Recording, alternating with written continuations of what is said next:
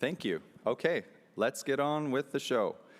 Catherine Lappe is currently the Assistant Deputy Minister for Child and Family Services Reform at Indigenous Services Canada. Over her career, she has worked in senior positions in the Government of Canada, where she has led multifunctional and dispersed teams in a number of departments and regions in Canada. Catherine believes in the positive role of government in advancing social justice and equity and thrives in environments where true partnerships can be established in innovative policies, programs, and practice, and is a strong supporter of diversity of workforce. Catherine has lived in Vancouver since 2001 and is the proud mother of a teenager who is poised to be a confident leader and changemaker in her own right. Beautiful. Please welcome Catherine Lappe.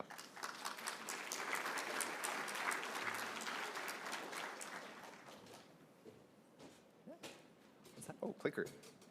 Yes, I'm going to hand my clicker over. Wonderful. Welcome. Thank you. Thank you so much. I've never heard that biography of myself. It was really a lot of creative writing there. So I appreciate whoever did that for me. But it's a pleasure to be here today on the unceded and traditional territories of the Musqueam, Squamish, and Tsleil-Waututh, and to be back in this room where we've had many important conversations over the years over child and family services. I want to thank the organizers, Mary and others, for inviting us today and for always bringing people together to have these important conversations. Yesterday, Grand Chief Stuart Phillips spoke about the Tsawwassen Accord, and it actually brought me to a different time in Tsawwassen. At the 10-year anniversary of the treaty, I had the honor of being able to be at that ceremony. And what always stuck with me is one speaker pointing to all the young children dancing and singing and saying, this generation of children have never grown up under the Indian Act. All they know is life under our treaty and under our laws. And I think that that's what we want to be talking about here, is a different future than what the past has been, and for kids to not know in that same way what it's like to live under the Indian Act and the policies of provinces and territories, but to live confidently under their own laws. So if we can turn to the next slide, this will just give you a quick outline of what I'm going to speak about today. And I will largely focus on the Act, but I will touch a little bit about the final agreement on long-term reform that was referred to yesterday, just so that people see the interface between the two, because it's easy to get confused when there's so much going on in child and family services reform over the last number of years. So if we turn to the next slide, and sorry, I'm just pausing because I'm not used to being able to speak just in English anymore. I was about to turn to French, and I realized that I can, in fact, stay in English here. So on January 1st, 2020, an act respecting First Nations, Inuit, and Métis children and youth and families was passed and came into force. So we have recently reached the 5-year anniversary of its being passed in the House of Commons and in the Senate. And it was co-developed. And it was in response to a long-standing call to develop legislation to recognize and affirm the inherent right of Indigenous groups over child and family services. As was sort of referenced yesterday, it's not the only approach that Indigenous governing bodies or that First Nations, Métis, and Inuit can take to assuming jurisdiction. They can do so under treaties, they can do so under self-government agreements, they can just pass their own Indigenous laws, and where in conflict, they will prevail over provincial laws or territorial laws, for instance. They can also go through the recognition of Indigenous rights, RIRC, Recognition of Indigenous Rights and Self-Determination Tables. It's been a while since I've said that mouthful. It does not mention the Indian Act at all in the legislation, and the intent for that is so that it is, in fact, a reflection of the membership of Indigenous governing bodies. So it is not constrained to the Indian Act membership at all, and it covers membership across the country. If we move to, well, hang on, I'll just quickly switch here. And along the way as well, First Nations can assume jurisdiction as they see appropriate. The reform of the First Nations Child and Family Services Program has in the final agreement has a line that provides an assurance that whatever a group would receive under long-term reform, they would at minimum be able to port that over into their agreement. And then, of course, there are additional features that would be added to it to recognize that it would be an assumption of jurisdiction. So there are additional cost elements to assuming jurisdiction, and also because it would be broader than their on-reserve membership. In some cases, groups are bringing along their agencies. In others, they've never had agencies and may develop an agency along the way, or they may find other ways of building their capacity. And I think one of the things about the long-term reform agreement is that it's built on the last number of years where First Nations have, for the first time, had a direct role in the delivery of child and family services. Previous to this reform, it was all agencies or provinces and territories that were delivering services on child and family services. So by now having a number of elements, which I'll get to later, that are directly provided to First Nations, it allows them to build the capacity, the structures, the understanding of what the priorities are that they want to invest in, and to set the course for the exercise of jurisdiction. So in the support of the exercise of jurisdiction, there have been a number of component parts to support that journey. The first is capacity building, which I always feel is misnamed because it is not so much about building the capacity for the institution, but it is about building the capacity for the development of laws, engaging with your community, doing research, and preparing to then enter into the coordination agreement discussion phase, which is, if you like, negotiations with the province or territory in which the Indigenous governing body is located alongside with Canada, and there is also funding for that stream. And then ultimately, when a coordination agreement is signed, there is implementation funding, and I'll get to that in a little bit in terms of what some of those component parts are. And obviously, you know, we're learning along the way. We're going to have the 10th agreement signed on Thursday when Guaslanakura signs a coordination agreement, and then they'll assume jurisdiction in the coming months. Last week, Chehalis signed their agreement. So we're seeing and we're learning a lot along the way. But as part of that, you know, when Indigenous governing bodies undertakes preparatory work during the capacity building stage, such as needs assessment, development of their service delivery model, development of their budgets, it certainly makes it an easier path.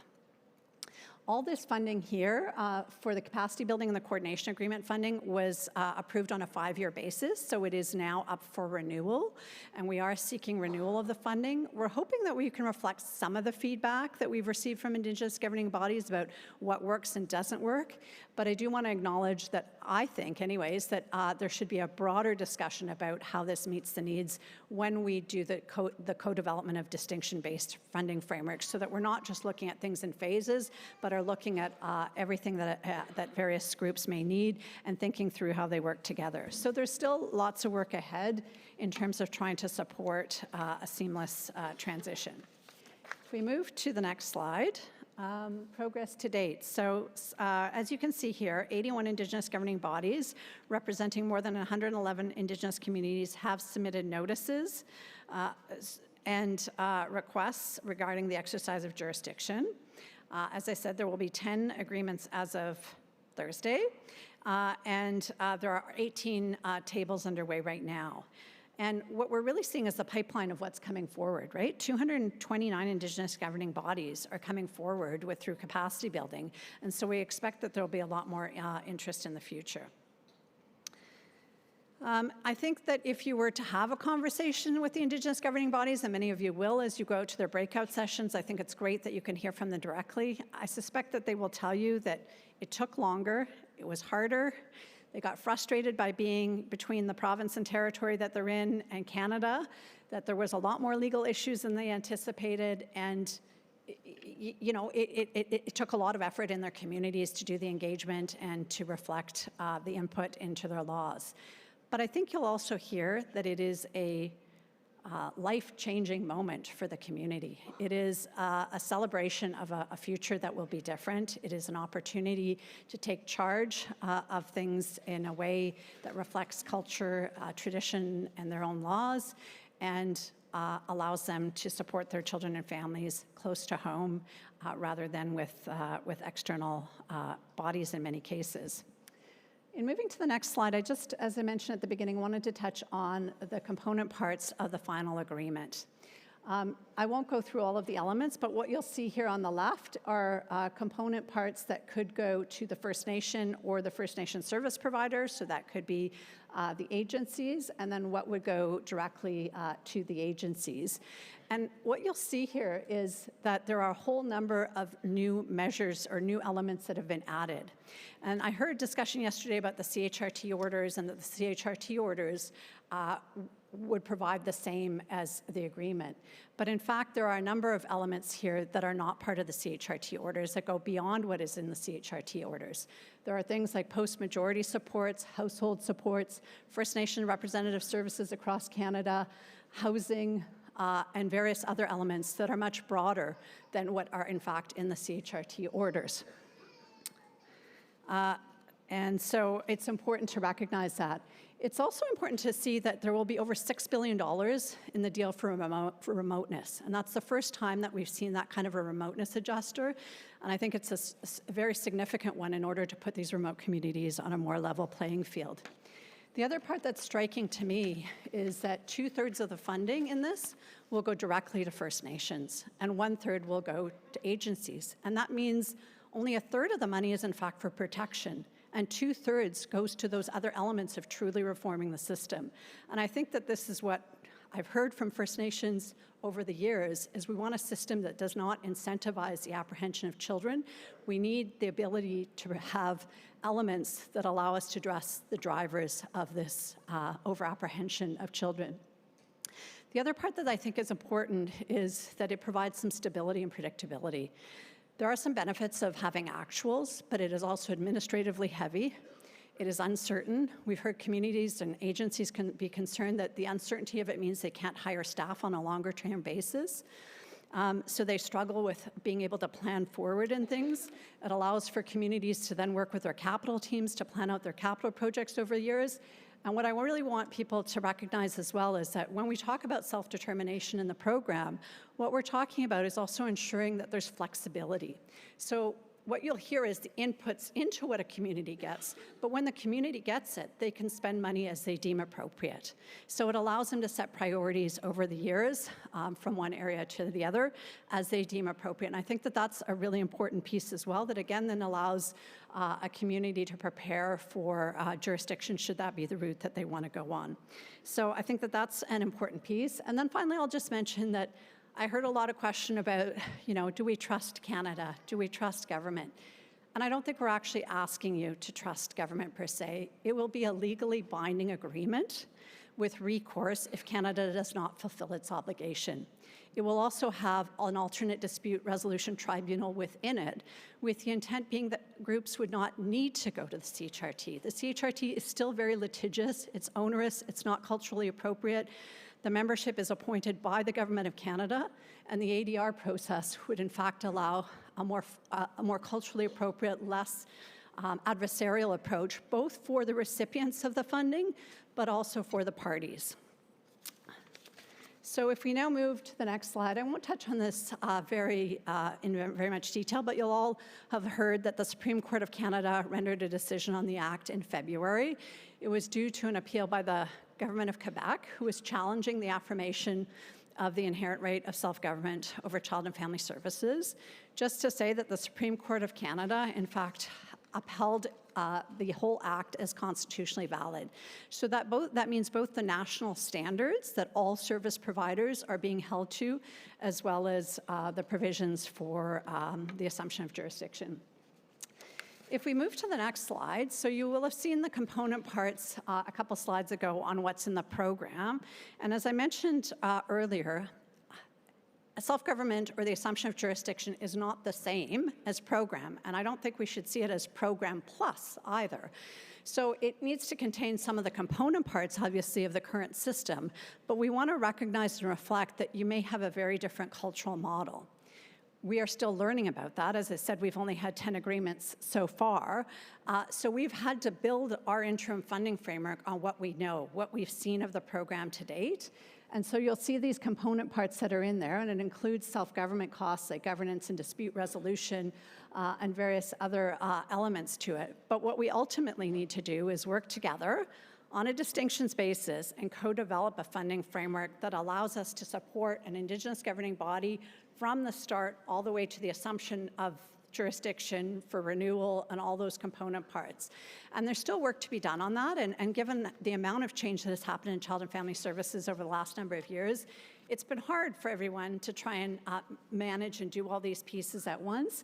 And what we've been doing is, as component parts like post-majority support services, for instance, or First Nations representative services got added into the program, we've also adapted the interim funding framework to ensure that we're fulfilling our obligation that anyone who is assuming jurisdiction has access to any of the benefits of an enhanced program.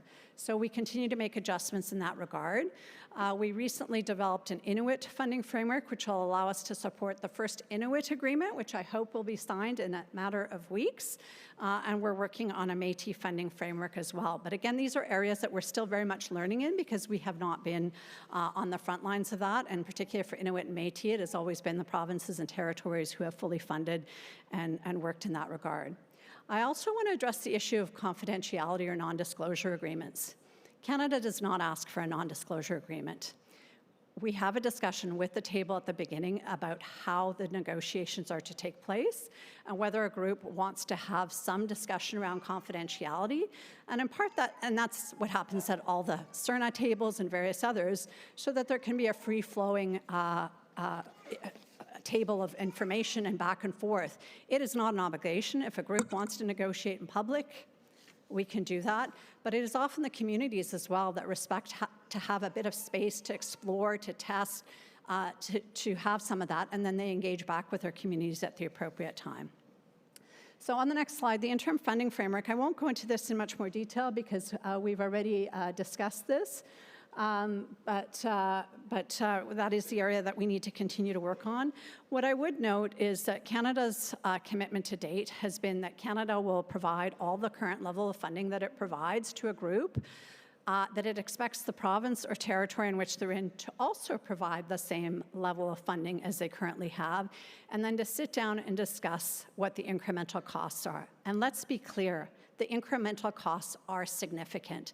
Any of the agreements signed to date are multiple times more than what they would have gotten under the program if they're First Nations, because it includes their full membership, not just their on-reserve membership, because there are startup costs, there are capital costs, there are governance costs, but also what we're seeing, and again, I'll be super frank here, is that because Canada has invested so significantly on reserve, we're seeing there's a huge gap between on and off reserve. So when a group comes forward and is looking for protection or prevention costs for their members off reserve, they're starting with the benchmark of what they're receiving from Canada, and there's a huge gap. So we've been trying to have open conversations with provinces and territories on how to share that cost.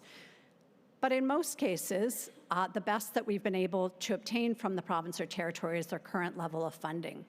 And so that means Canada has assumed the gap. So in the agreements to date, Canada has paid between 85 and 100% of the costs of the assumption of jurisdiction.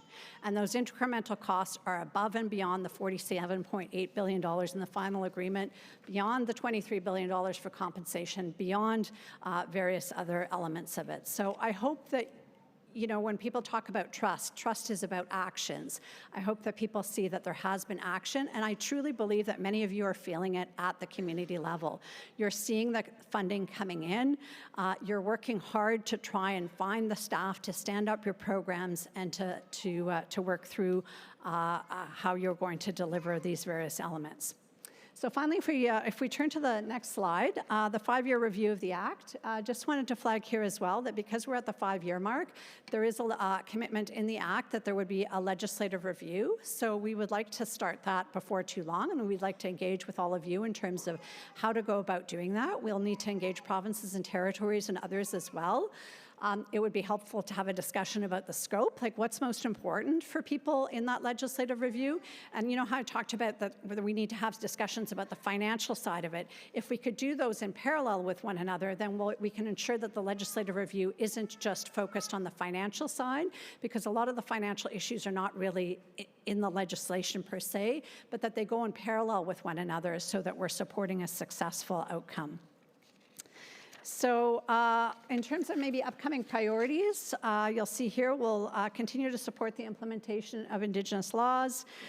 We need to develop the long-term funding frameworks. We have the 5-year review. And you know, we have lots of other work to do on the sidelines, and look forward to continuing to work with all of you. I really want to acknowledge appreciation for, well, first of all, acknowledge that that we see room for improvement, learning, adaptation, and flexibility. As I've mentioned before, we've had to learn a lot during this process, and I think we have a lot more to learn, and we are really appreciative of those who have been the early adopters, that have been courageous enough to go on this bumpy road with lots of unknown twists and turns, and to help inform us, to guide us, and to believe that we can reach the outcome that they desire. So I hope that this is helpful, and I look forward to going to some of the sessions tomorrow in terms of hearing from each of the groups that are moving forward, and encourage you to as well, because there's lots that they can share that would be of great benefit. So thank you very much. Thank you.